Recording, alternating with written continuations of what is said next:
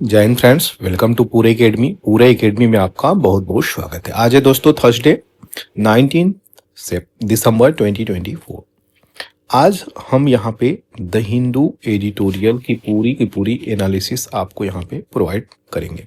जो भी important editorial है उसकी क्या बैकग्राउंड डिटेलिंग है वो चीज़ें यहाँ पे मैं प्रोवाइड कर देता हूँ। अगर आप इस चैनल पे नए हैं तो चैनल को सब्सक्राइब कर सकते हैं। अगर आपको इस वीडियो का पीडीएफ भी चाहिए तो पीडीएफ के लिए आपको क्या करना होगा, तो दोस्तों आपको पीडीएफ के लिए जाना पड़ेगा वीडियो के डिस्क्रिप्शन बॉक्स में। वहाँ पे आपको टेलीग्राम का लिंक मिलेगा, उस लिंक को आपको ज्वाइन करना है। जैसे ज्वाइन करेंगे आपको सारा का सारा digital notes, PDF plus extra जो भी चीज़ें इंपॉर्टेंट होती हैं वहाँ पे मैं अपडेट कर देता हूँ। तो जल्दी से जाके उसको ज्वाइन कर लीजिएगा, आपके फायदे के लिए वो चीज़ें हैं। चलिए यहाँ पे देखते हैं फ्रंट न्यूज़ पे इंडो चाइना को लेकर के जो इस थंबनेल में आपको दिख रहा होगा, इसी को पूरी डिटेलिंग आपको यहाँ पे मिलेगी। एक प्रिसाइज नोट्स के फॉर्म में मैं इंडिया चाइना के रिलेशंस को यहाँ पे आपको बताऊंगा। उससे पहले देखते हैं दोस्तों कि क्या फ्रंट न्यूज पे चीजें हैं। उस आर्टिकल को यहाँ पे कंसिडर किया जाएगा, देखा जाएगा, उसकी डिटेलिंग को देखी जाएगी, बैकग्राउंड डिटेलिंग को भी देखी जाएगी। सबसे पहले अगर बात करें तो इंडो चाइना यानी सीनो इंडिया रिलेशन क्या है उस पे हम देखेंगे, उस सारी चीजों को कंसीडर करेंगे। तो यहाँ पे अजीत डोवाल साहब ये क्या है, तो सिक्योरिटी एडवाइजर हैं, इंडिया के नेशनल सिक्योरिटी एडवाइजर। और जो चाइना के फॉरेन मिनिस्टर हैं वांग यी, इनसे बीजिंग में गए हैं मिलने, कुछ विशेष मुद्दों पे बातें चली हैं। तो यहाँ पे सब्सटेंसिव कंसेंसस अचीवमेंट के रूप में देखा जा रहा है कि कुछ न कुछ आउटपुट लेके आ रहा है। अब ये क्या मुद्दों पे बातें हुई हैं, तो सबसे पहले लाइन ऑफ एक्चुअल कंट्रोल पे बातें हुई हैं। ये 2019 से अगर कंसीडर करें तो स्पेशल रिप्रेजेंटेटिव की ये जो मीटिंग हुई है ये पहली बार हो रही है 2019 से अगर देखा जाए तो। किस चीज़ पे फोकस किया गया है, तो जो भी LAC है इस रीजन को पहले देखा जाएगा तो आपको अच्छे से समझ में आएगा। जब भी LAC की बात करते हैं तो यही वाली लाइन है, यही वाली लाइन, इस लाइन को आप समझिए। तो यहाँ पे कॉन्फ्लिक्टेड है, अक्साई चीन को आप देख ही रहे हैं यहाँ पे मैप में अच्छे से। ये चाइना ऑक्युपाइड रीजन है, इंडिया का ही रीजन था लेकिन चाइना ऑक्युपाइड ये रीजन हो गया है 1962 के बाद से। तो ये इस रीजन पे अपना आधिपत्य, अपना एडमिनिस्ट्रेशन चलाता है। अब इस रीजन को LAC line of actual control बोलते हैं और इस रीजन को हम LOC बोलते हैं। यहीं पे चीज़ें आप क्लियर कर दीजिएगा, कंफ्यूजन नहीं होगा। ये जो पार्ट है, ये जो आपको बाउंड्री दिख रही होगी डॉटेड, तो इस बाउंड्री को एडमिनिस्टर करता है कौन, पाकिस्तान। यहां से लेकर के हम लोगों की ये बाउंड्री हो जाती है। तो ये जो बाउंड्री है अगर देखा जाए आपका कश्मीर जो जिला कारगिल तक, इसके नीचे तक जो भी चीजें हैं ये इंडिया एडमिनिस्टर करता है। कौन एडमिनिस्टर करता है, इंडिया एडमिनिस्टर करता है। और ये वाला पार्ट जो है गिलजीत वाली, ये आपका पूरा पाकिस्तान एडमिनिस्टर करता है। यहाँ पे ये बाउंड्री भी डिस्प्यूटेड बाउंड्री है। इंडिया की तो टेरिटरी यहाँ तक है लेकिन यहाँ पे इन दोनों में क्या है, यहीं पे लेकर के कॉन्फ्लिक्ट है। ये आजाद कश्मीर के नाम से भी जाना जाता है, आजाद कश्मीर। तो यहाँ पे इन चीजों को देखेंगे तो 1963 में आइए सीधे 1963 में सक्सगाम वैली, ये वैली कहाँ पे है आपका, यही वाला पार्ट है ब्लैक, ये सेट कर दिया जाता है किसको, चाइना को। किसके द्वारा, क्योंकि जानता है कि इंडिया उससे ऑक्युपाई कर लेगा, इसलिए वो ट्रांसफर करता है किसको, चाइना को। तुम इसको अपने अंडर में ले लो। तो ये भी चीजें चाइना के अंडर में यहाँ पे चल रही हैं। और सियाचिन ग्लेशियर, यहाँ से बहुत सारे क्वेश्चंस आते हैं, ये आपकी सियाचिन ग्लेशियर होगी। काराकोरम पास को आप देखेंगे तो इसी के पास यहाँ पे पड़ता है। नुब्रा वैली से भी क्वेश्चंस कई बार आए हैं, ये वैली की लोकेशंस यहाँ पे हैं। आज के डेट में लद्दाख वाले रीजन में ये चीजें पड़ती हैं। अब आपको हम यहाँ पे सीधे लेके चलेंगे इस आर्टिकल के तरफ। तो ये डिस्प्यूटेड बाउंड्री है इंडिया को लेकर के। अच्छा एक चीज और यहाँ बताना भूल गया, तो ये तो हो गई अभी नॉर्दर्न एस्पेक्ट की, लेकिन जब आप आएंगे सीधे इस वाले पार्ट में, इस वाले पार्ट में, तो ये मैकमोहन लाइन डिस्प्यूटेड बॉर्डर है। तो चाइना भी क्लेम करता है पूरा अरुणाचल का, कई सारे तमांग डिस्ट्रिक्ट हैं वहाँ पे, तो वहाँ पे बोलता है उनको वीज़ा ही नहीं चाहिए, वो एंट्री ऐसे ही ले सकते हैं क्योंकि वो तो अब मेरे कंट्री के लोग हैं।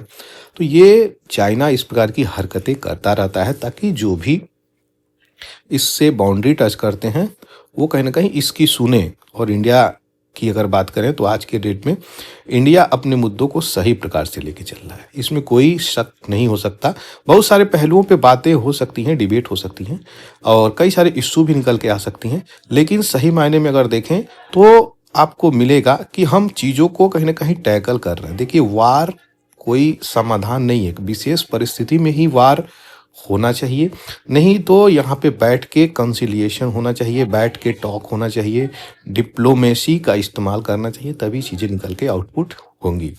याद करिए, भारत और पाकिस्तान में जब युद्ध हुआ था तो भारत भी बहुत पीछे चला गया था। तो युद्ध को नेग्लेक्ट करके आगे बढ़ने की हमेशा सोच होनी चाहिए।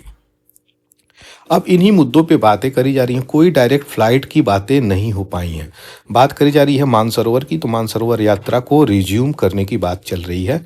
देखते हैं कैसे इसको रिज्यूम किया जाता है। तो उसी पे बात चल रही है मानसरोवर यात्रा, ताकि कम से कम जो भी यात्री हैं उनको एक सुलह और एक रास्ता आसान मिल जाए ताकि वो यहाँ तक मानसरोवर यात्रा कर सके।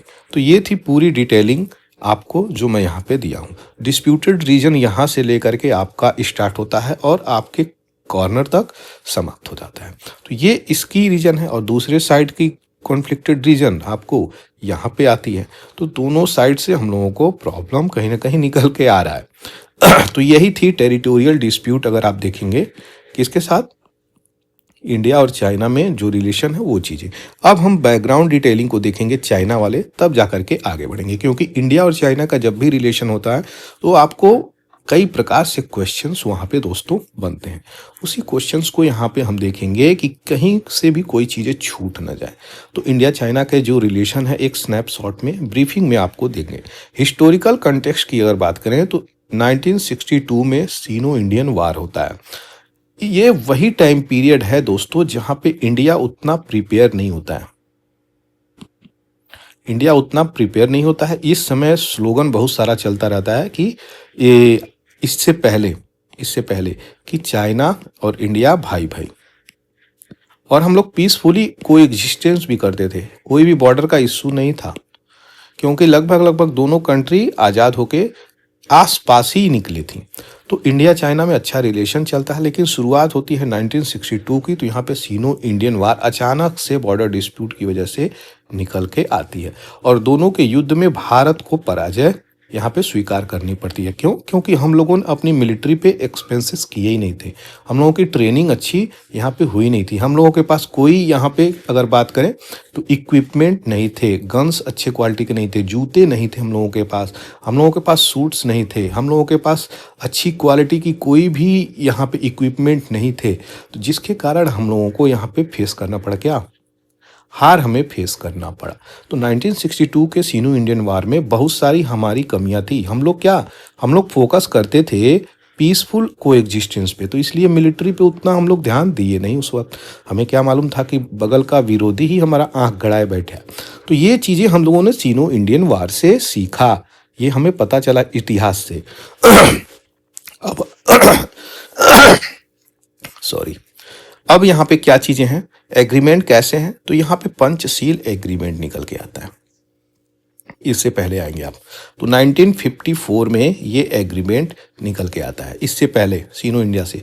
लेकिन ये सारी चीज़ें तो इसमें इन्होंने तोड़ दिया। क्या था? तो हम लोग पीसफुल को एग्जिस्टेंस करेंगे, कोई भी चीज़ें तोड़ेंगे नहीं, लेकिन बाद में यहाँ पे 62 में ये चीज़ें ब्रोक कर दी जाती है।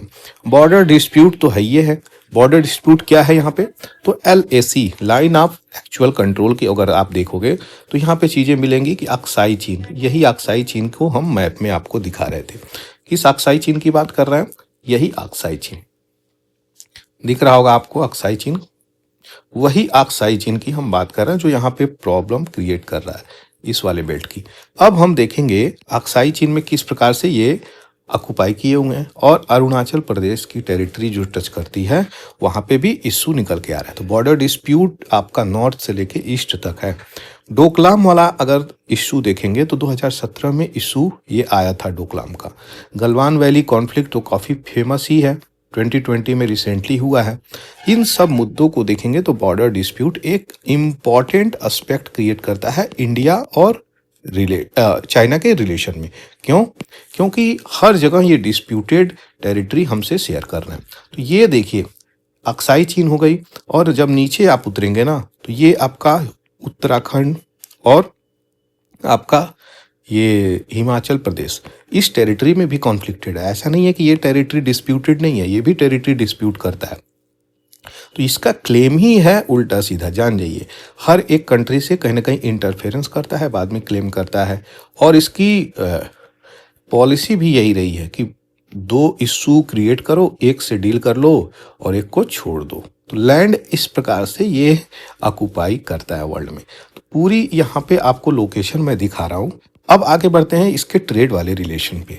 तो इंडिया और चाइना के ट्रेड रिलेशंस की बात करें तो डिस्पाइट पॉलिटिकल टेंशन, बहुत सारे जियोपॉलिटिक्स एस्पेक्ट पे, स्ट्रेटजिक एस्पेक्ट्स पे हम लोगों का इंडिया और चाइना से टेंशन होने के बावजूद भी चाइना जो है इंडिया की लार्जेस्ट ट्रेडिंग पार्टनर है। One of the, not largest but one of the largest trading partner हम इसे रखे हुए हैं। यानी अभी भी हम लोग बहुत सारी चीज़ों को इंपोर्ट करते हैं, ये चीज़ें याद रखिएगा। तो ये हम इंपोर्ट करते हैं चाइना से, तो हमारी इंडस्ट्री भी रन करती है। इसी सेल्फ डिपेंडेंसी की बात करी जा रही है।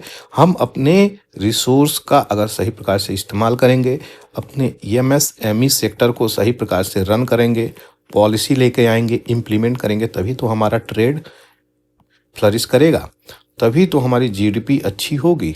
और जीडीपी अच्छी होगी दोस्तों, तभी तो हम यहाँ पे कुछ खर्च कर पाएंगे और ये पार्ट को ले पाएंगे। तो पूरी चीज़ें यही है जियो पॉलिटिक्स में।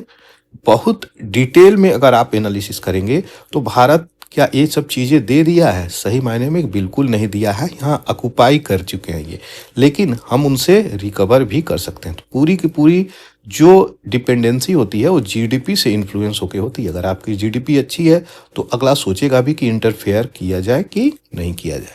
यही सारी चीज़ें हैं। और ट्रेड रिलेशन तो इसके बावजूद भी इंडिया और चाइना की अच्छी चल रही है, लेकिन इम्बैलेंसेज यहाँ पे है। ये की कंसर्न है जो कि इंडिया को यहाँ पे मैं आपको एक्सप्लेन किया हूँ।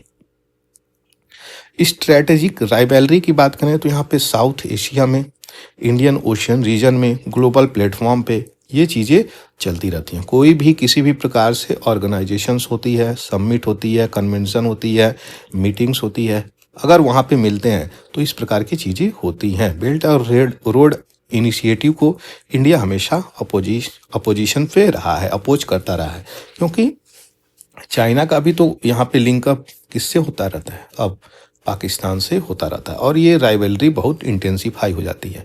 मल्टीलेटरल इंगेजमेंट की अभी बातें हम कर रहे थे, जैसे ब्रिक्स हो गई, एससीओ हो गई, आरसीईपी हो गई। इस निगोशिएशंस में हमें इससे मिलना पड़ता है। तो ये भी एक समझने वाली बात है कि इंडिया और चाइना का जो रिलेशन है वो इसी से हो करके बहुत सारी चीज़ें निकल रही हैं। तो हमें इन सब ऑर्गेनाइजेशंस में अपनी भूमिका को तय करनी पड़ेगी, अपने रोल को तय करना पड़ेगा, कैसे हम चाइना से डील करते हैं। इसीलिए यहाँ पे अजीत डोवाल साहब को आप देखेंगे कहाँ पे भेजा गया है, चाइना में।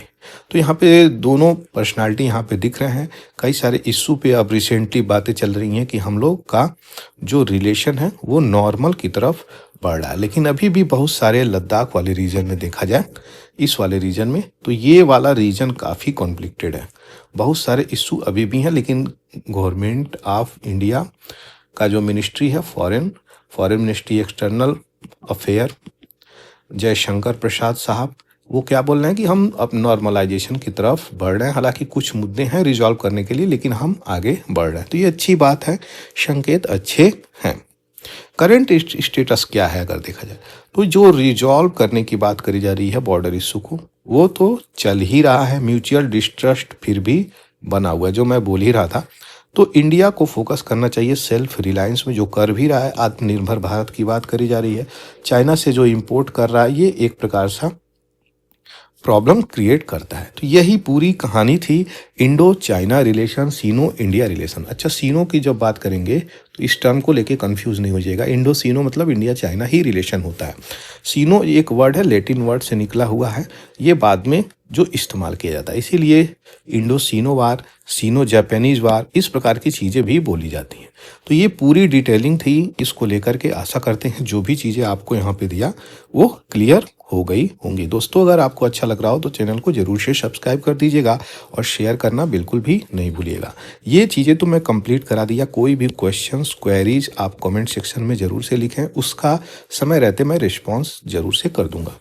आइए आगे बढ़ते हैं और देखेंगे यहाँ पे मुंबई का जो कोस्टल एरिया है दोस्तों, काफ़ी इम्पोर्टेंस रखता है स्ट्रेटजिक पॉइंट ऑफ व्यू से भी। अब यहाँ पे 13 लोगों की मृत्यु हो गई है। 13 लोगों को यहाँ पे अपनी जान धोना पड़ रहा है, जान गंवाना पड़ा है मतलब।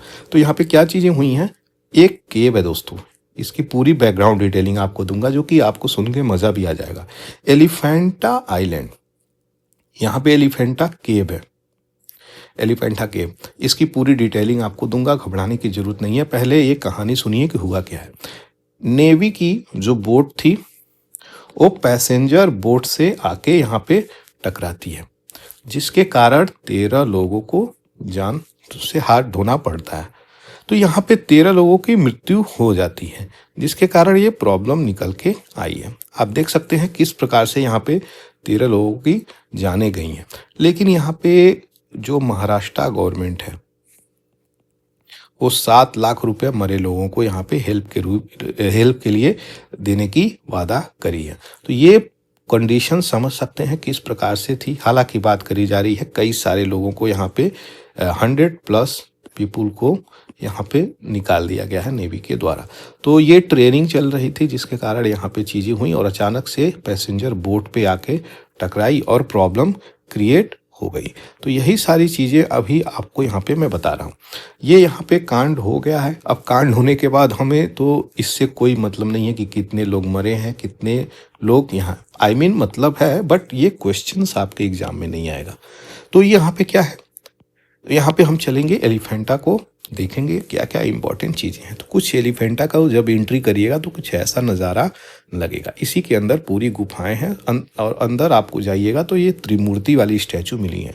यहाँ से क्वेश्चंस भर भर के पूछा गया है। ये त्रिमूर्ति सेवाइट को रिजेंबल करता है, याद रखिएगा, सेवाइट यानी शिव धर्म।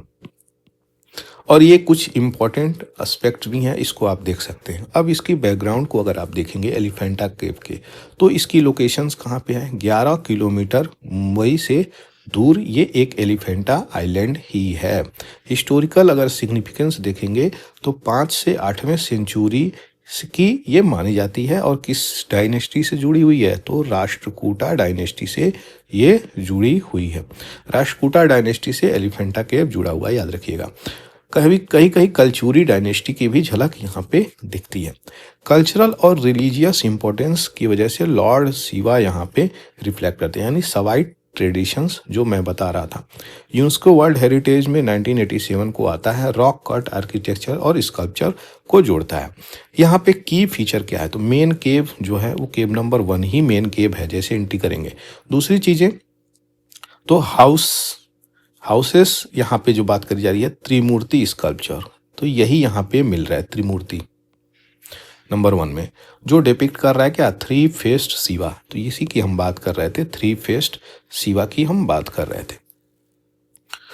और यहाँ पे marriage of Shiva and Parvati यहाँ पे दिखाया गया।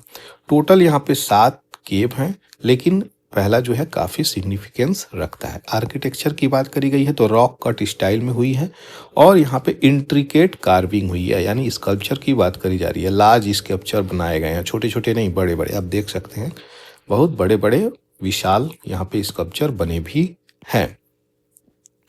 इसकी ओरिजिन की अगर बात करें एंटिमोलॉजी, तो नाम दिया गया है एलिफेंटा, किसके द्वारा, पोर्तुगीज कॉलोनाइजर के द्वारा। तो याद रखिएगा, जब पोर्तुगीज इसको कॉलोनाइज कर लेते हैं तब इसको नाम देते हैं। क्यों, क्योंकि स्टोन एलिफेंट स्टैचू इनके द्वारा वहां पर पाया जाता है उसी आइलैंड पे, जिसके कारण ये इसको प्रिजर्व किए हुए आज के समय में अगर बात करें तो कहाँ पे, भारत ने इसको जीजे माता उद्यान मुंबई जू में रखा हुआ है। करंट स्टेटस क्या है, तो अगर देखेंगे तो बहुत सारे टूरिस्ट यहाँ पे जाते रहते हैं। आर्कियोलॉजिकल सर्वे ऑफ इंडिया ने यहाँ पे इस चीज़ को मैनेज किया हुआ है, इसी के अंतर्गत ये चीज़ें आ रही हैं। जो फेरीज है वो मुंबई गेटवे से निकलती हैं। तो आप लोग मुंबई गए हैं, मैं तो एलिफेंटा भी गया हूँ, मुंबई गेटवे भी गया हूँ दोस्तों। काफ़ी रमणीय स्थल है और जाने पे एक विशेष प्रकार का अनुभूति भी होता है। लगता है कि जैसे हाँ कुछ ऐसी जगह पे आ गए हैं, थोड़ा इंडिया से हटके वाली चीज़ें भी फीलिंग आती हैं। यही सिग्निफिकेंस है एलिफेंटा केव की कि जो यहाँ पे हेरिटेज है इंडिया के कल्चर को यहाँ पे रिजेंबल करता है। तो अपनी स्पिरिचुअल अचीवमेंट इंडिया यहाँ से रिजेंबल कराता है। तो आप देख सकते हैं सेवाइट धर्म से है, राष्ट्रकूटा से, कालचूरी से, ये कहीं ना कहीं बिलोंग करती है। तो राष्ट्रकूट से तो यहाँ पे है बिलोंग करती है ये कौन, आपका एलिफेंटा केव।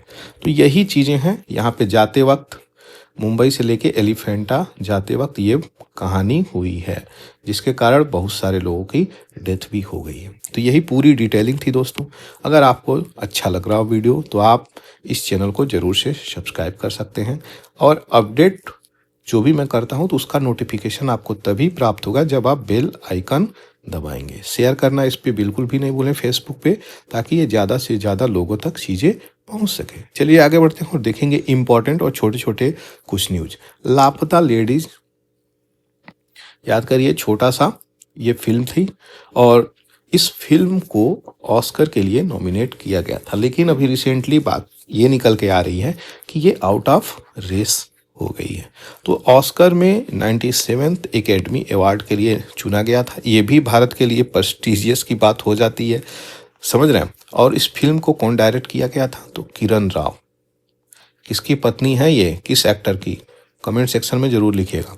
तो कुछ यहाँ पे को एक्टर हैं और ये डायरेक्टर किरण राव थी। तो लापता लेडीज अच्छी प्यारी स्टोरी थी। मैं ये फिल्म देखा भी हूँ, काफ़ी अच्छा लगा है मुझे, और एक कहीं ना कहीं समाज को जगाने का कार्य भी करता है ये चीज़ें। तो अच्छा फिल्म है कुल मिला के लापता लेडीज। दूसरा यहाँ पे केजरीवाल अपनी जो प्रॉमिसेस किए थे उसको तो निभाएंगे ही, पुनः एक बात और बोलेंगे कि फ्री ट्रीटमेंट होगी सीनियर सिटीजन्स की। दिल्ली के हॉस्पिटल में कोई भी हो, चाहे पब्लिक हो चाहे प्राइवेट हो, कोई फ़र्क नहीं पड़ता यहाँ पे। और पुनः अगर सरकार आएगी तो आपको ये सुविधाएं दी जाएगी। कौन सी, संजीवनी योजना, जो भी 60 साल से ऊपर के लोग हैं उनको प्रोवाइड कर दी जाएगी। तो यहाँ पे ये सारी चीज़ें हैं। और रिसेंटली 5 गारंटी तो आपको मैं पढ़ाया ही हूँ। 5 गारंटी जो आम आदमी पार्टी प्रोवाइड कर रहा है। तो ये पूरी की पूरी चीज़ें थी जो मुझे आपको बतानी थी। नेक्स्ट चलते हैं इम्पॉर्टेंट एडिटोरियल की तरफ दोस्तों, जिसका आपको बेसब्री से इंतजार रहता है। वो सारी चीज़ें यहाँ पे देखी जाएगी और समझा जाएगा। Section 6A of citizenship act, क्यों ये आसाम में फेल हो रहा है, यही सारी चीज़ों को हम लोग देखेंगे। क्या बैकग्राउंड डिटेलिंग है सेक्शन 6A की, और क्या हम लोग इसमें कोई चीज़ गैप कर रहे हैं लॉ एंड ऑर्डर का, और किस प्रकार से इसका मैकेनिज्म है जो फॉल्टी मैकेनिज्म को इम्पैक्ट कर रहा है। तो ये फॉल्टी मैकेनिज्म की वजह से बहुत सारे इम्पैक्ट आ जाते हैं, उसी चीज़ को यहाँ पे देखा जाएगा। सेक्शन 6A क्या है, उस सारी चीज़ों को हम अच्छे से देखेंगे। तो सुप्रीम कोर्ट का यहाँ पे 4 और 1 से मेजॉरिटी जजमेंट आता है, याद रखिएगा। इसी एडिटोरियल का पूरा आपको नोट्स मैं यहाँ पे दे रहा हूँ। तो अक्टूबर 24 में ये चीज़ें आता है, ये मेजॉरिटी से। क्या, तो जो कॉन्स्टिट्यूशनल वैलिडिटी है सेक्शन 6A की, सिटीजनशिप एक्ट 1955, उसके अंतर्गत ये मेजॉरिटी जजमेंट आता है कि ये चीज़ें वैलिड हैं और कॉन्स्टिट्यूशनली वैलिड है, याद रखिएगा। तो लैंडमार्क डिसीजन है।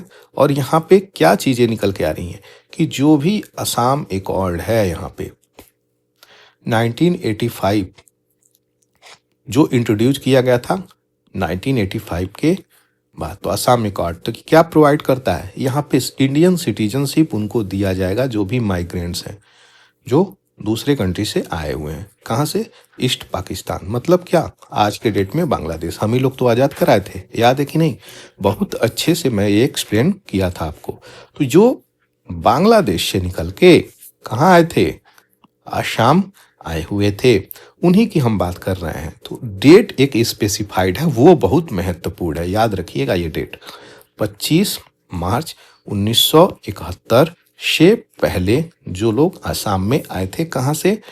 बांग्लादेश से आसाम में, उन्हीं को लेकर के ये वैलिड प्रपोजल है। सुप्रीम कोर्ट मेजॉरिटी में बोला है कि उनको ये चीजें मिलनी चाहिए, क्योंकि अभी रिसेंटली एनआरसी बना है, नेशनल रजिस्टर ऑफ सिटीजनशिप, उसके बाद से सीएए आ गया है।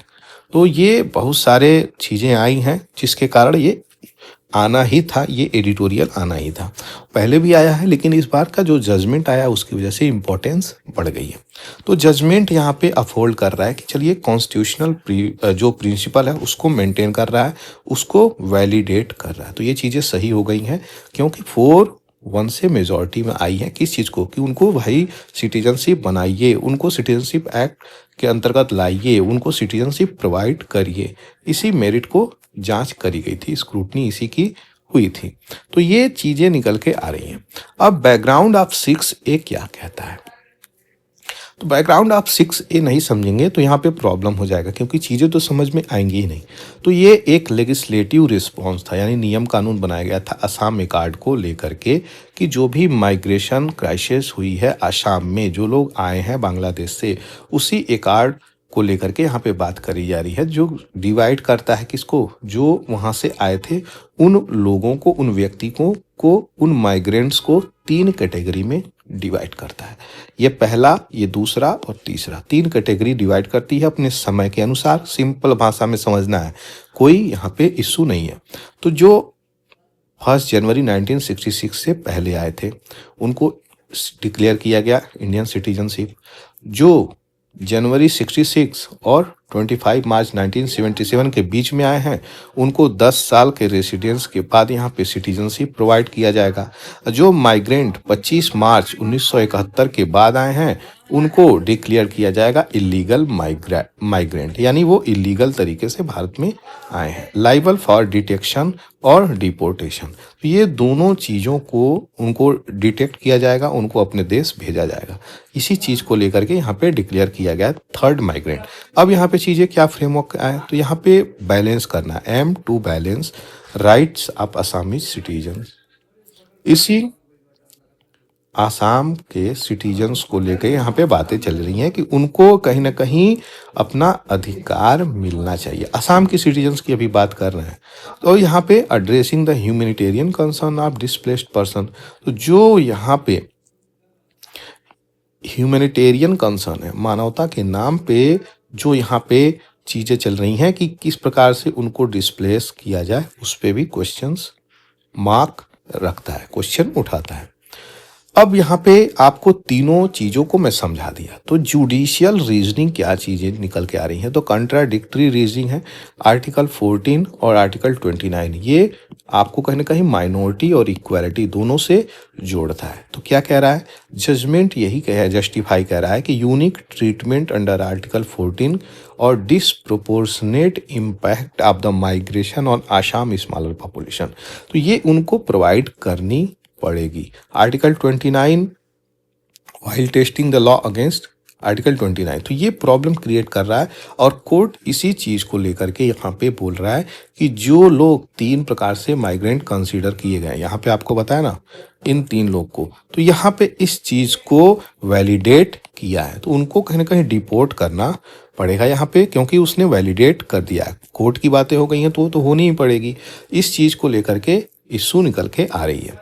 फेलियर कहाँ पे हुई है, तो यहाँ पे एड्रेस कर रहा है कल्चरल इरोजन, आर्टिकल 29। तो आर्टिकल 29 गारंटी करता है राइट टू प्रिजर्व, तो ये आपको आर्टिकल कई बार मैं पढ़ाया हूँ। तो ये लिंग्विस्टिक आइडेंटिटी की बात करता है। और आर्टिकल 30 क्या बात करता है, वो एजुकेशनल इंस्टीट्यूशंस की बात करता है माइनॉरिटी को लेकर के। याद रखिएगा, क्वेश्चन कभी भी बन सकता है। तो ये कोर्ट फोकस करेगा एब्स्ट्रैक्ट कैसे इसको कंजर्व किया जाए कल्चरल चीज़ों को, और यहाँ पे जो असामीज पीपुल हैं इनको अपनी जो कल्चर, उनकी आइडेंटिटी है वो तो प्रिजर्व करी जाए, क्योंकि बहुत सारी इशू हो जाती हैं दो कम्युनिटी यहाँ पे जब कॉन्फ्लिक्ट हो जाता है।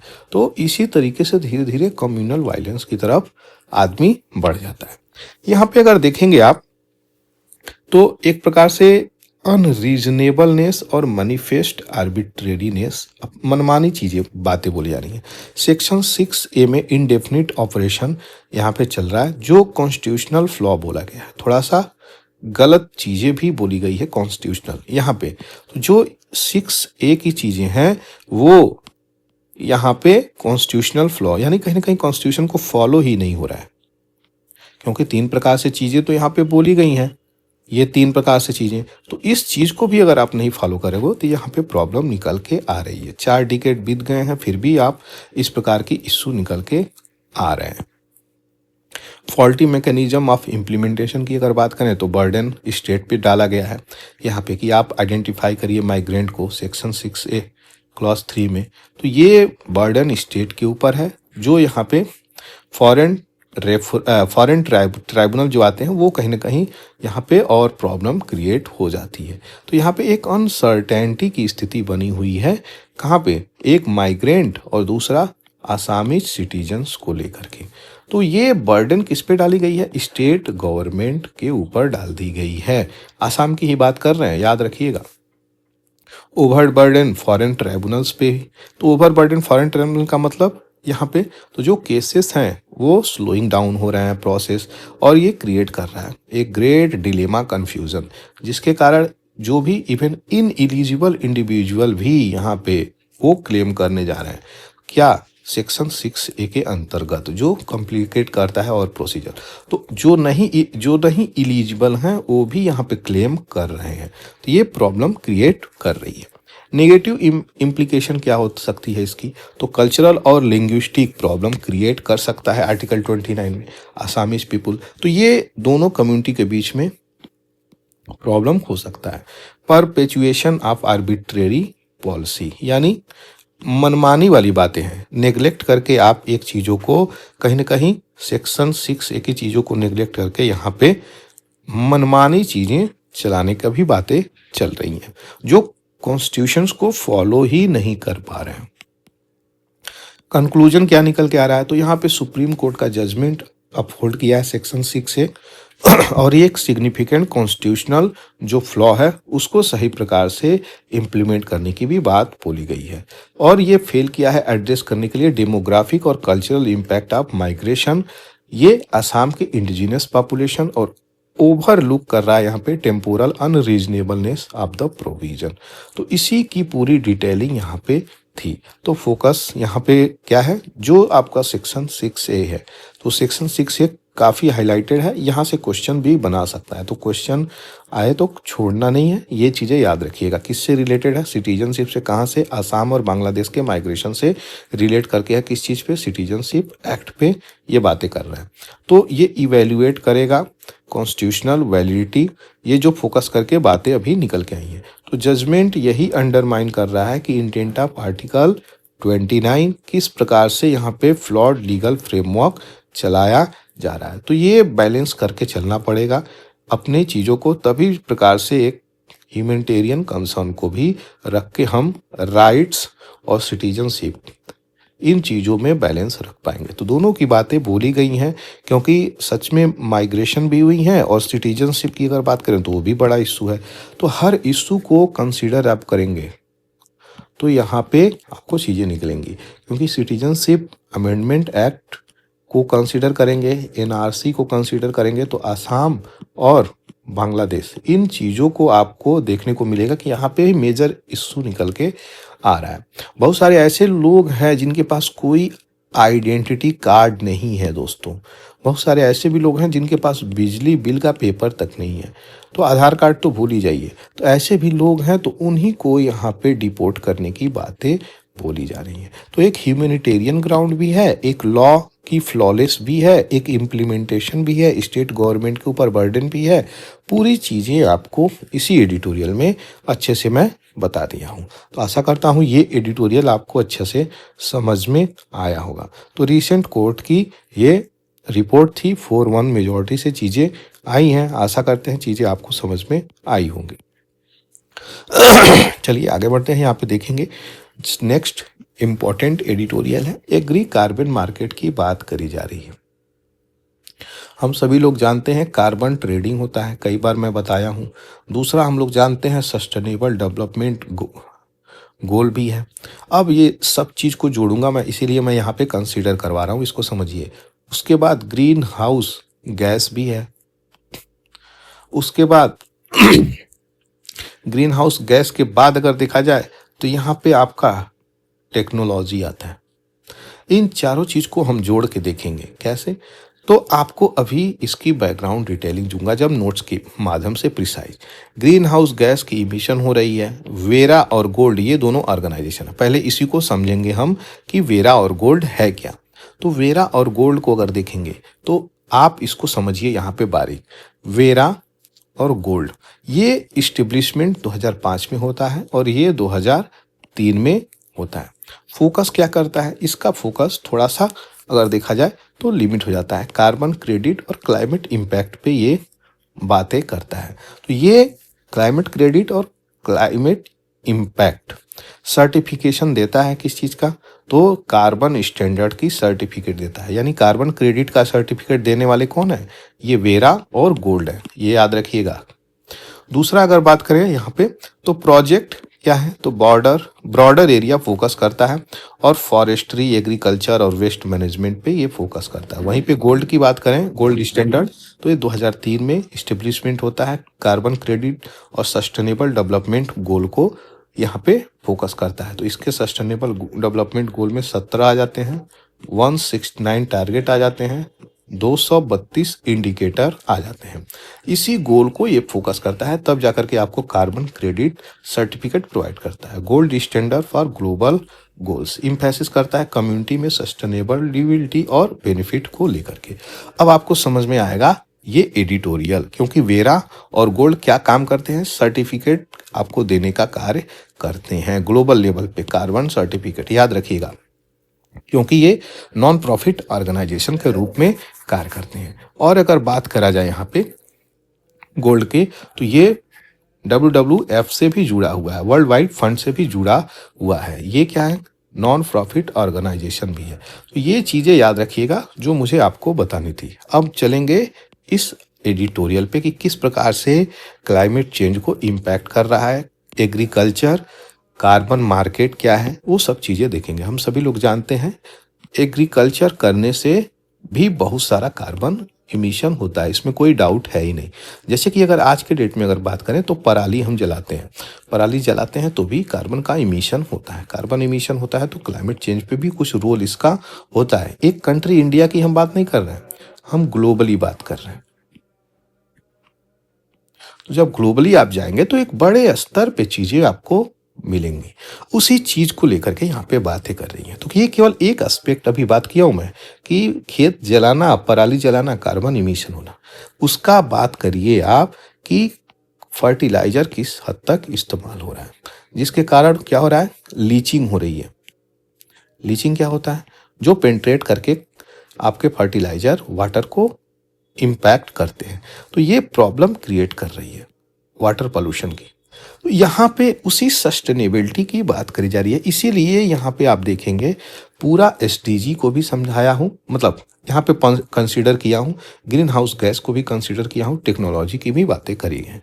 तो इन चीज़ों को आप देखेंगे तो आपको यहाँ पे क्या मिल रहा है, कार्बन मार्केट तैयार हो रहा है और ये ट्रांसफॉर्म कर रहा है, क्या ट्रांसफॉर्म कर सकता है इंडियन एग्रीकल्चर को, क्या करके, तो सस्टेनेबल फार्मिंग करा जाए तब जाकर के प्रॉफिटेबल हो गई और हम क्लाइमेट चेंज से लड़ भी सकते हैं। तो इन्हीं चीज़ों पे बातें करी जा रही हैं। कार्बन प्राइसिंग की बात करी जा रही है, जो एक की टूल है, किस प्रकार से कार्बन को, कार्बन सर्टिफिकेट, यहाँ पे कार्बन क्रेडिट सर्टिफिकेट बनाया जाता है और उसको सेल किया जाता है।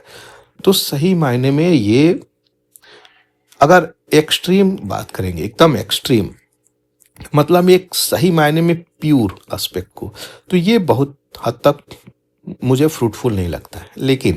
लेकिन कुछ हद तक ये चीज़ें बहुत ज़्यादा सही हैं। इसी चीज़ को लेकर के, जैसे कि अगर हम यहाँ पे बात करें क्यों सही नहीं लगता है, थोड़ा 1 मिनट में आपको समझाएंगे। मान के चलिए एक X कंपनी है कोई और एक Y कंपनी है, 2 कंपनी है। ये कंपनी एकदम ग्रीन प्रोडक्ट बना रही है, इसलिए ये कंपनी इस कंपनी को क्या मिलेगा, मुआवजा मिलेगा। ग्रीन सर्टिफिकेट इसको प्रोवाइड होगा। ये किसको बेचेगी? वाई को। वाई क्या कर रहा है? ग्रीन प्रोडक्ट नहीं, ये कार्बन इमिशन कर रहा है, तो इसको बेचेगा तो ये पैसा लेगा। तो ये देखिए, इसमें ट्रेड हम लोग खोज लिए। तो ये ट्रेड खोज लिए हैं तो ये अट्रैक्ट तो करेगा, लेकिन ये इतना अट्रैक्ट नहीं कर पाएगा कि सभी लोग एक हिसाब से इसमें आए कि हमें ग्रीन प्रोडक्ट बनाना है, ग्रीन प्रोडक्ट बनाना है। दूसरा दूसरा एस्पेक्ट यहाँ पे क्या निकल के आ रहा है कि इसकी कार्बन क्रेडिट की ट्रेडिंग हो रही है, उसकी उसकी ट्रेडिंग होने की वजह से अट्रैक्ट तो कर रहा है, लेकिन कोई बहुत ज्यादा मैंडेटरी नहीं है। आप पॉल्यूशन करिए, कार्बन क्रेडिट खरीद लीजिए, समझ रहे हैं? तो ये भी एक मुद्दा निकल के आएगा यहाँ पे। उसी की चीजें यहाँ पे मैं एक्सप्लेन कर रहा था, जो मुझे बहुत हद तक सही नहीं लगी। हालांकि इसको अगर आप सही चीजों को, इनके पहलुओं को देखेंगे तो यही जो आपको एक्सप्लेन किया हूँ वही चीजें निकल के आती हैं। ये कुछ हद तक ही सही है, बहुत हद तक तो चीजें नहीं फ्रूटफुल हैं। इसीलिए क्लाइमेट चेंज जैसे टर्म को एकदम प्योर एस्पेक्ट से कंसीडर करना पड़ेगा, परफेक्टली कंसीडर करना पड़ेगा। की टूल के रूप में इस्तेमाल हो ही रहा है, समझाए दिए। कंप्लायंस मार्केट की बात करें तो यहाँ पे रेगुलेशन आती है। जब भी कंप्लायंस मार्केट की बात करें तो इंटरवेंशन ऑफ द गवर्नमेंट आती है। वॉलंटरी मार्केट में अनरेगुलेटेड है। चलिए भैया, इसको देखा जाए टाइप्स ऑफ कार्बन मार्केट। तो पहला कंप्लायंस हो गया, दूसरा वॉलंटरी। कंप्लायंस मार्केट में गवर्नमेंट बॉडी जैसे कि यूएन जैसी बॉडी इंटरफेयर यहाँ पे करती है, और इस प्रकार की बिजनेस जो कार्बन इमिशन की बातें करती हैं, कैप, वो कार्बन क्रेडिट यहाँ पे करती हैं। टैक्सेस, इन सब चीज़ों को लेकर के जुड़ी हुई हैं।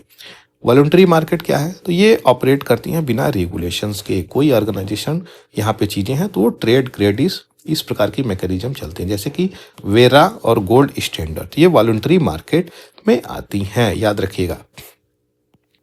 आगे बात करी जा रही है कार्बन मार्केट की, किस प्रकार से ये कार्य करता है। तो एडिशनैलिटी, परमानेंस और इंडिया की प्रोग्रेस कैसे है? तो इमिशन जो रिडक्शन करना है, ये मस्त एक नया सस्टेनेबल प्रैक्टिसेस को इम्प्लीमेंट करना पड़ेगा। सस्टेनेबल डेवलपमेंट गोल को आप जब देखेंगे ना, वो सारी चीज़ें मैं यहाँ पे आपको एक्सप्लेन नहीं करने वाला हूँ सस्टेनेबल डेवलपमेंट गोल पूरा, लेकिन आपको मिलेगा कि 13 से लेके 16 तक पूरा कंसिडर करती है।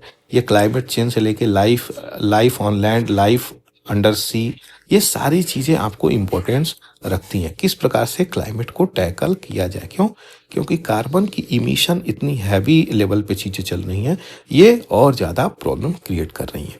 तो हमें लॉन्ग टर्म ड्यूरेबिलिटी पे फोकस करना पड़ेगा, उसकी बेनिफिट पे फोकस करना पड़ेगा। कार्बन स्टोर जो हो रहे हैं सॉइल में शुड नॉट बी रिवर्स, उन्हें पुनः रिलीज नहीं करना है। इंडिया की प्रोग्रेस की बात करें तो इसी चीज़ पे वॉलंटरी मार्केट 2023 के कंप्लायंस पे अनाउंस करी गई है। 5 एग्रीकल्चर प्रोजेक्ट लिस्टेड हैं वेरा में, जो टारगेट कर रहा है 1.6 मिलियन हेक्टेयर। क्या जनरेट करने के लिए? तो 4.7 मिलियन क्रेडिट। तो ये इंपॉर्टेंट है, फार्मर को बेनिफिट मिलेगी ना।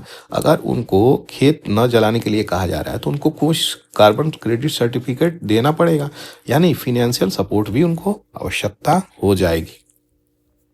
चैलेंजेस क्या क्या हैं? तो कार्बन जो फार्मिंग चल रही है प्रोजेक्ट, उसको अगर देखा जाए तो आपको यहाँ पे मिलेगा जो मार्जिनलाइज कम्युनिटी हैं, स्मॉल फार्मर हैं, वो अंडर रिप्रेजेंटेड हैं, उनको कंसिडरेशन में नहीं है। वुमेन की भी बात करी जा रही तो 4% ऑफ पार्टिसिपेंट है। इम्प्लीमेंटेशन गैप बहुत ज़्यादा है। 45% ऑफ फार्मर, कोई कम्युनिकेशंस इस प्रोजेक्ट के बारे में नहीं है। 60% लैकिंग है, यहाँ पे सस्टेनेबल प्रैक्टिसेस नहीं चल रही हैं। 99% फार्मर यहाँ पे इस कार्बन क्रेडिट पेमेंट को पाए ही नहीं है। सस्टेनेबिलिटी कंसर्न है, 28% फार्मर यहाँ पे अबॉन्डन किए हैं सस्टेनेबल प्रैक्टिसेस, और सेकेंड ईयर ये लो इंसेंटिव भी उनको मिला है। तो इस प्रकार से ये सस्टेनेबिलिटी डेवलपमेंट गोल और नीचे चली जाएगी। क्यों? फार्मर को यहाँ पे सपोर्ट मिल ही नहीं रहा है। तो फार्मर प्रोटेस्ट भी कर रहे हैं आज के समय में, और अपनी डिमांड भी रख रहे हैं एमएसपी की वजह से। बहुत सारे उनकी डिमांड है एमएसपी को लेकर के, लेकिन यहाँ पे आपको क्या मिल रहा है? यहाँ पे यही चीज़ें बताई जा रही हैं कि जो आपका फार्मर ओरिएंटेड यानी एग्रीकल्चर से रिलेट करके देखेंगे तो जो कार्बन क्रेडिट है और जो कार्बन इमिशन है, इन दोनों में भी बहुत बड़ा गैप है। पहला तो नॉलेज नहीं है, अवेयरनेस नहीं है, उनके बारे में प्रोजेक्ट के बारे में जानकारी नहीं है, बहुत सारी प्रॉब्लम निकल के आ रही है। हरियाणा और मध्य प्रदेश कहीं ना कहीं प्रोजेक्ट में चल तो रहा है। अच्छा, मध्य प्रदेश एक ऐसा राज्य है जहाँ पे सबसे ज़्यादा यहाँ पे नेचुरल फार्मिंग हो रही है, ये भी चीज़ें याद रखिएगा। तो ये कार्बन फार्मर कल्टीवेट कर रहे हैं more land than carbon non carbon farmer. Sustainable practices like zero tillage. Tillage क्या होता है? वो खेत को जो हम लोग खनते हैं उसको टीलिंग कहते हैं। तो ये माइक्रो इरिगेशन, सेटिस्फाइड एडिशनैलिटी क्राइटेरिया, इसको फुलफिल करना पड़ेगा। प्रोजेक्ट जो है स्टार्ट किया गया है यहाँ पे अगर, तो कार्बन कोर को यहाँ पे परफॉर्म करना पड़ेगा, तभी जाकर के इंक्लूसिव हम डेवलपमेंट की बात करेंगे और रोबस्ट कार्बन मार्केट तैयार होगी। नहीं तो ये चीज़ें ऐसे ही रह जाएंगी। तो सलूशन इसका यही है कि इस प्रकार से हम रोबस्ट कार्बन मार्केट बनाए। तो क्या करना पड़ेगा? इंसेंटिवाइज करनी पड़ेगी सभी लोगों को, इंक्लूसिविटी यानी सबको जोड़ करके हायर कार्बन क्रेडिट यहाँ पे देना पड़ेगा, छोटे छोटे स्मॉल होल्डर को भी, मार्जिनल होल्डर को भी। इन्हेंस करना पड़ेगा कम्युनिकेशन, टाइमली पेमेंट होना पड़ेगा, कोलाबोरेट करना पड़ेगा सारी चीज़ों में, तभी हम ये चीज़ें कर पाएंगे। टेक्नोलॉजी की हम बात करे थे, याद करिएगा यहाँ पे टेक्नोलॉजी की।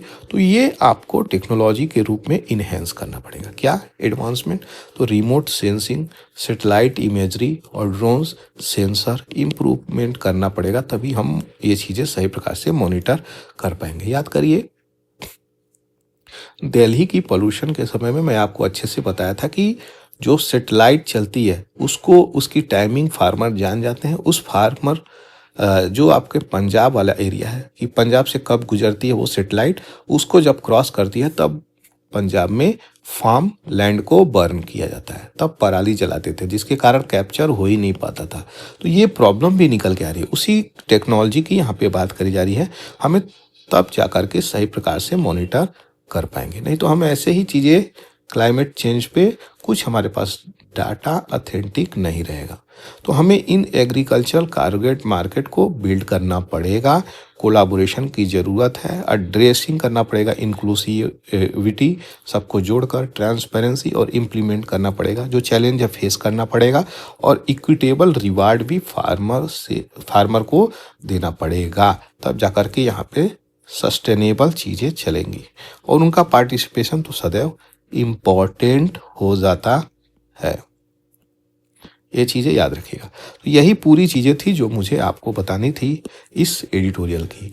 कैसा लगा दोस्तों ये एडिटोरियल आपको? मुझे तो बहुत ही प्यारा लगा था ये एडिटोरियल, इसीलिए मैं अच्छे से आपके लिए लेकर के आया हूँ। अगर आप इस चैनल पर नए हैं तो चैनल को जरूर से सब्सक्राइब कर सकते हैं। चलिए आगे बढ़ते हैं। यहाँ पे देखेंगे कुछ आर्टिकल्स आए हुए हैं। रोमानिया किस कंटिनेंट में पड़ता है, मेरा पहला क्वेश्चन। दूसरा क्वेश्चन, रोमानिया की कैपिटल क्या है। तीसरा क्वेश्चन, रोमानिया किससे किससे बॉर्डर शेयर करता है। इन तीनों क्वेश्चंस को आप कमेंट सेक्शन में लिख सकते हैं दोस्तों। क्यों? क्योंकि यहाँ पे बहुत ज़्यादा उथल पुथल हुआ है। तो गवर्नमेंट यहाँ पे जो चुनाव हुआ था उसी चुनाव को लेकर के काफ़ी इशू हुआ है। कहा जा रहा है कि रसिया का इंटरफेरेंस इस चुनाव में रोमानिया में हुआ है, जिसके कारण गवर्नमेंट यहाँ पे फिर से चुनाव करने की बात करी जा रही है। तो रोमानिया का जो प्रेसिडेंशियल इलेक्शन हुआ था यहाँ पे एन्यूल कर दिया गया है, रद्द कर दिया गया है। तो यही आरोप लगाया जा रहा है रशियन इंटरफेरेंस का। सस्पिशन यहाँ पे क्या था? तो फाउल प्ले हुआ है यहाँ पे आफ्टर कैलिन गॉर्जेस्क्यू। ये पॉलिटिकल फ्रिंजेस जो चल रही हैं, जो 22.9% सिक्योर किया था वोट, ये नवंबर 24 की बात करी जा रही है। तो कंप्लेंट फाइल किया गया है यूरोपियन यूनियन रेगुलेटर से। तो रोमानिया की मीडिया यहाँ पे बहुत अच्छे से इस चीज़ को ट्रैक कर रही थी, देखी, और आरोप जो निकल के आया वो टिकटॉक का एल्गोरिदम से यहाँ पे चीज़ें निकल के आई। सोचिए एक सोशल मीडिया कैसे इम्पैक्ट कर रहा है एक देश के इलेक्शंस को भी। तो हम वही चीज़ें देख रहे हैं। रोमानिया का जो 3 चीज़ें मैं पूछा हूँ आपका, कैपिटल, अच्छा करेंसी भी बताइए क्या चलती है, और लोकेशन बताइए, बॉर्डर शेयर करता है, ये सब चीज़ें रोमानिया का आप कमेंट सेक्शन में ज़रूर से लिखिए। इससे क्या होगा, थोड़ा सा आप भी जाकर के जब देखेंगे और चीज़ों को पता करेंगे तो लंबे समय तक चीज़ें याद रहेंगी, भूलेंगी नहीं।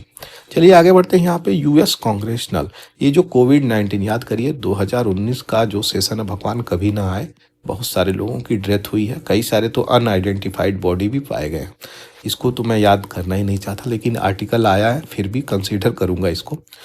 याद करिए, इस सेशन में डोनाल्ड ट्रंप साहब जो थे, तो डोनाल्ड ट्रंप साहब कहे थे China virus. China virus, China virus नाम दिए थे किसको? कोविड वायरस को। और ये कहे थे क्या कि चाइना ने इसको जान के फैलाया है। उसी पे यूएस के एक रिपोर्ट में यहाँ पर रिलीज हुआ है। रिपोर्ट में क्या कहा गया है? तो कोविड-19 यहाँ पे जो चीज़ें थी ये अभी प्रूव ही नहीं हो पाई है, रिपोर्ट में आई है यूएस के कि यहाँ पे लीक किया गया है। ठीक है, तो ये रिपोर्ट यही क्लेम करता है रिसर्चर का। ये वुहान इंस्टीट्यूट ऑफ वायरोलॉजी यानी चाइना का ये लैब है वुहान की। तो यहाँ पे 2019 में जो सिम्टम मिला है वो कोविड-19 कॉमन सीजनल इलनेस का वहाँ पे भी मिला है। कोई वहाँ पे चीज़ें मिली नहीं है। Report itself does not directly prove, कोई प्रूफ ही नहीं करता है कि लीक हुई है। ये थ्योरी यहाँ पे प्रूफ हो नहीं पाई है। दूसरा रिपोर्ट ये भी बताता है कि यूएस की नेशनल इंस्टीट्यूट ऑफ हेल्थ ये फंड दी थी किस इंस्टीट्यूट को? रिसर्च करने के लिए, WIV यानी वुहान को। तो ये पैसे भी दिए थे, ये चीज़ें याद रखिएगा। तो ये इम्पोर्टेंस है, यही रिपोर्ट तीनों इम्पोर्टेंट है जो मुझे आपसे बतानी थी। छोटा सा आर्टिकल था, सोचा इसको प्रिसाइज करके आपके सामने रख दूंगा। अच्छा, एक इम्पोर्टेंट यहाँ पे प्लेयर हैं जो इंटरनेशनल गेम से यहाँ पे संन्यास ले लिए हैं, रिटायर हो गए। इनका नाम है आर अश्विन, रविचंद्रन अश्विन। ये चेन्नई तमिलनाडु से निकल के आते हैं। इनकी अचीवमेंट अपने आप में ही बहुत खास हो जाती है दोस्तों। और वो खास क्या है? तो सही चीज़ें ये हैं कि टोटल 765 विकेट हर फॉर्मेट में, यहाँ पे अगर बात करें टोटल इंक्लूड करेंगे तो ये चीज़ें निकल के आएंगी। अगर यहाँ पे केवल टेस्ट की अगर बात करेंगे तो 537 विकेट निकल के आएंगी। यहाँ पे आप देखेंगे 5 विकेट 37 बार और 10 विकेट 8 बार इन्होंने लिया है। तो ये एक प्रकार से माइलस्टोन अचीवमेंट है दोस्तों, छोटी चीज़ें नहीं है। 106 मैचेज टेस्ट की इन्होंने खेली है, 200 इनिंग हुई है। ये सारी चीज़ें निकल के आ रही हैं। अब यहाँ पे थोड़ा सा ओवरऑल चीज़ों को आप देखिएगा तो आपको पता चलेगा।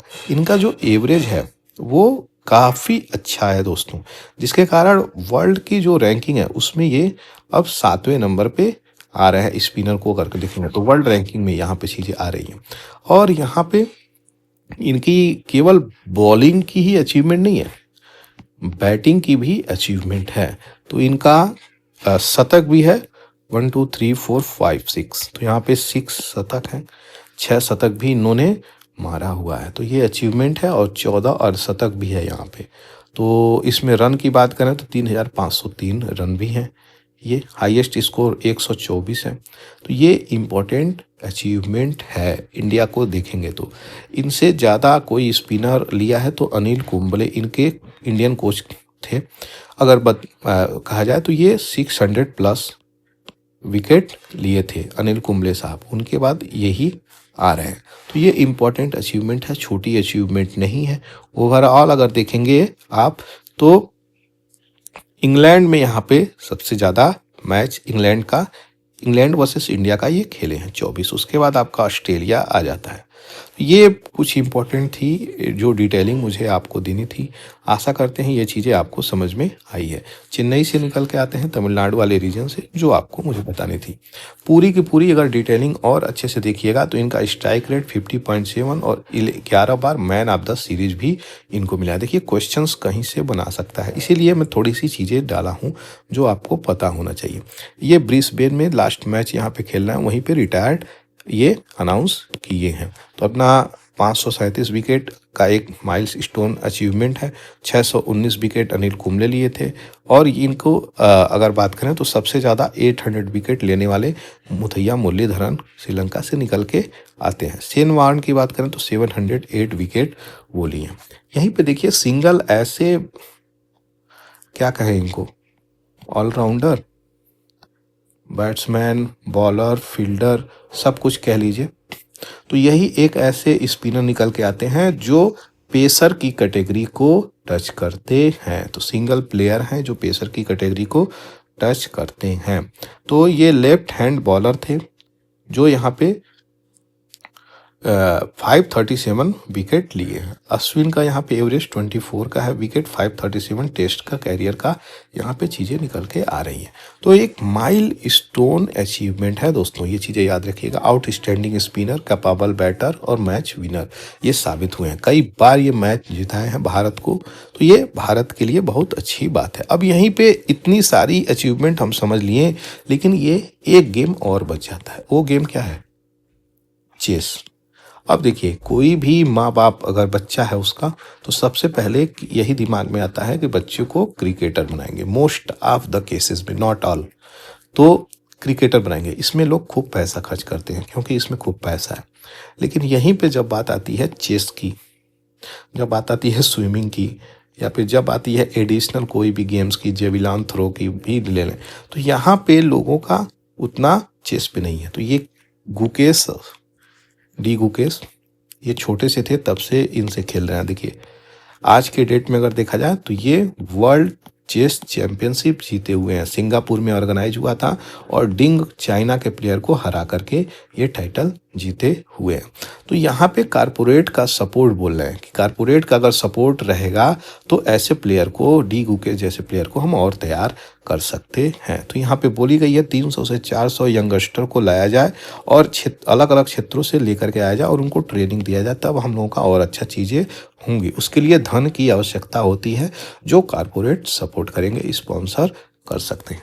तो यही चीज़ें हैं। एक विशेष क्षेत्र को ही इतना ज़्यादा महत्व देने की आवश्यकता नहीं है, केवल क्रिकेट को ही महत्व देने की आवश्यकता नहीं है। हर गेम में स्कोप है, लेकिन बशर्ते उसमें एक अपना पॉलिटिकल विल भी निकल के आना चाहिए, ताकि गवर्नमेंट का सपोर्ट हो जाए, तब चीज़ें अच्छे से चलेंगी। इजराइल और फ़लस्तीन की कहानी तो हर बार सुनाते ही हूँ। 12 फ़लस्तीनियों को फिर से जान गंवाना पड़ गया है। यहाँ पे 14 महीने इजराइल हमास के वार में बहुत सारे लोगों की डेथ हुई है।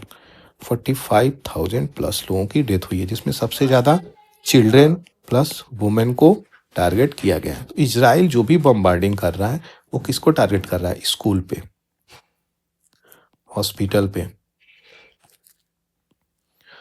और रिफ्यूजी कैंप पे। वहाँ पे मतलब रिफ्यूजी कैंप हो ही गया है एक प्रकार से बोला जाए तो। वो शेल्टर, जो भी यूएन बॉडी को भी वहाँ पे टारगेट किया गया, तो कुछ बचा नहीं है। जो भी एनजीओ ग्रुप है उसको भी टारगेट किया जा रहा है। आर्मी जो है पर्सनल, उसको भी टारगेट किया जा रहा है। तो वहाँ के सिटीजन्स को पूरा टारगेट किया जा रहा है। तो इसीलिए यहाँ पे बोला जा रहा है जीनोसाइड चल रहा है, तो जिसके कारण ये प्रॉब्लम क्रिएट हो रही है। तो ये बहुत लंबा वार चल रहा है। डोनाल्ड ट्रंप इलेक्शन जीत करके आ गए हैं। देखते हैं यहाँ पे कुछ शांति होती है कि ये और भी ज़्यादा एक्सकलेट होती है। तो ये पूरा का पूरा क्लींजिंग चल रहा है दोस्तों, इसको रोकना ही चाहिए किसी न किसी रूप से। और बेंजामिन नेतन्याहू को तो एकदम ये चीज़ें रोक देना चाहिए, क्योंकि ये तो मानवता के विरुद्ध है चीज़ें। कुछ चीज़ें सोचनी भी चाहिए कि क्या करना है, क्या नहीं करना है। क्यों? इसलिए कि अल्टीमेटली सभी लोगों को दोस्तों इसी पृथ्वी पे मर के निकल लेना है, कोई कुछ लेके नहीं जाता है। ये तो एक एथिकल वैल्यू की मैं बात कर रहा हूँ, लेकिन जियोपॉलिटिक्स में इसकी अहमियत बहुत ही ना के बराबर हो जाती है। तो यही थी पूरी डिटेलिंग दोस्तों जो मुझे आपको बतानी थी। आशा करते हैं चीज़ें अच्छी लगी हो तो चैनल को सब्सक्राइब कर दीजिएगा, और किसी भी फ्रेंड्स को, दोस्तों को, एक दो लोगों को ज़रूर से आप शेयर कर सकते हैं। Thank you for watching the Hindu analysis bye पूरा एकेडमी। जय हिंद, जय भारत।